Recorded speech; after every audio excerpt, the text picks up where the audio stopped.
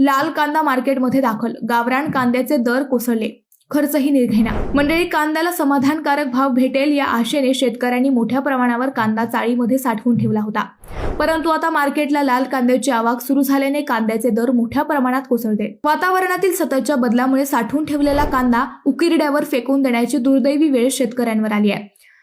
यंदा लाल कांदा लवकर मार्केटला आल्याने गावरान कांद्याचे दर कमालीने घटलेत। रविवारी कांद्याला 1000 ते 1300 रुपये इतकाच भाव मिळाला। कांदा निर्यातीबाबत सरकारने अद्याप निर्णय घेतलेला नाही, त्यामुळे कांद्याचे भाव गडगडले आहेत। बँका, सोसायटी व पतसंस्था यांच्याकडून घेतलेले कर्ज भाव नसल्यामुळे फेडणे कठीण झाले आहे। दरम्यान लाल कांद्यांची आवक वाढली आहे, तर दुसऱ्या बाजूला आंध्र राज्य सरकारने सुरुवातीला स्वतःच्या राज्यातील कांदा विक्री करण्याचे धोरण हाती घेतले होते। आपल्याकडील कांदा संपवल्यावरच इतरत्र राज्याची मदत घ्यायची असल्याचे त्यांचे धोरण आहे। सध्या आंध्र, तमिळनाडू, कर्नाटक तसेच देशभर